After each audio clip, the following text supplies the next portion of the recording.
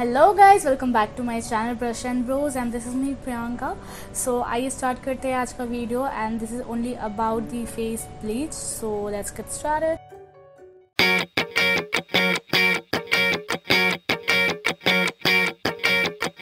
सो यहाँ मैं oxy bleach की बात कर रही थी। ये है oxy life natural radiance 5 cream bleach with active oxygen and ये बिल्कुल सैलून एक्सपर्ट है।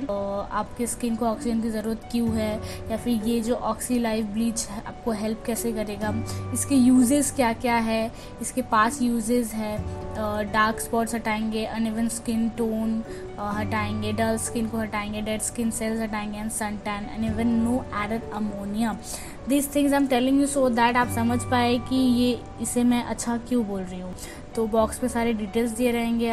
तो इसका जो प्राइस है ये है 82 एंड ये जो है आप 2 बार यूज़ कर सकते हो। दैट्स मीन आप चाहो तो एक बार के लिए आप इस पर 40 इन्वेस्ट कर रहे हो ये आप सोच सकते हो। तो 82 में आप इसे 2 बार यूज़ कर सकते हो अपने फेस पे, साथ साथ नेक पे भी।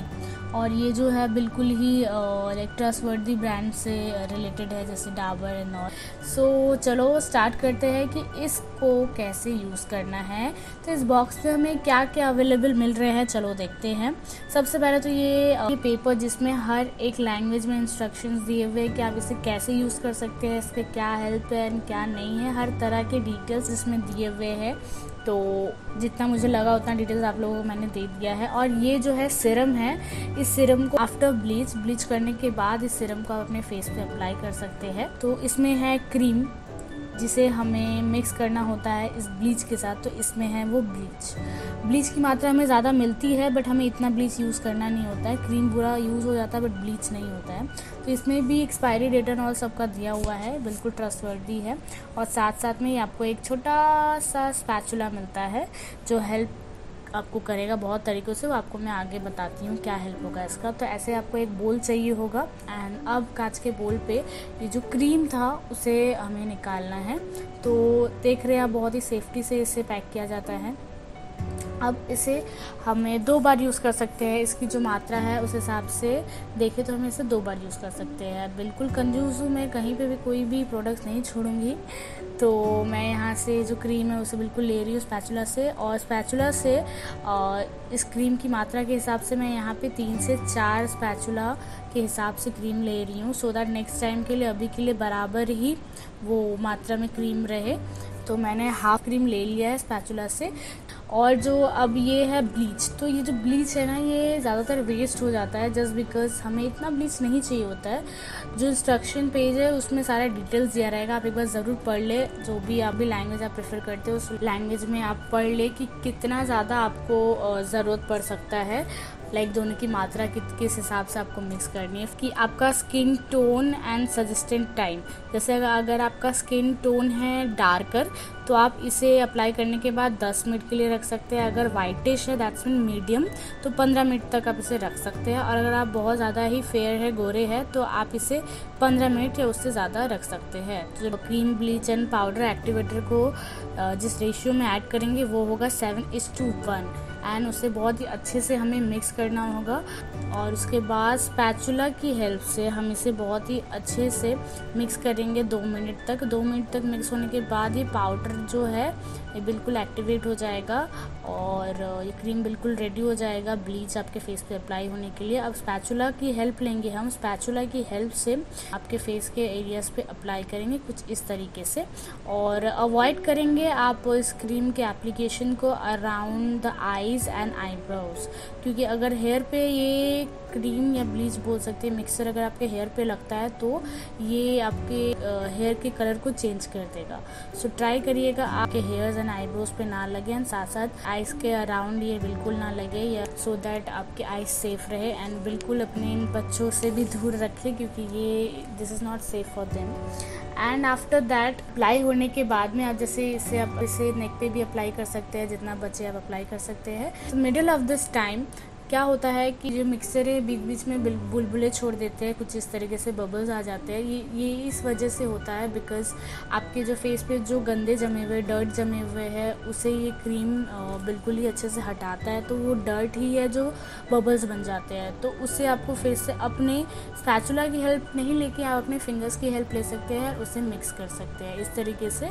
तो इस तरीके से कुछ क्रीम्स हट जाते हैं, बट उससे आपको मिक्स करके फिर से लगाना होता है। टाइम ओवर हो जाता है। टाइम ओवर होने के बाद आप क्या कर सकते हैं, बिल्कुल ही नॉर्मल वाटर से आप अपने फेस को वॉश कर सकते हैं। बट उसके पहले मैं स्पैचुला की हेल्प से अगेन इस क्रीम को हल्के हाथों से हटा दूंगी एंड उसके बाद नॉर्मल वाटर से वॉश कर लेंगे अपने फेस को। इस स्पैचुला की हेल्प से क्रीम को अगर हम ऐसे हटा देते हैं तो वॉश करते वक्त कुछ तकलीफें नहीं होती है, बिकॉज ये क्रीम बिल्कुल ही गाढ़ा होता है।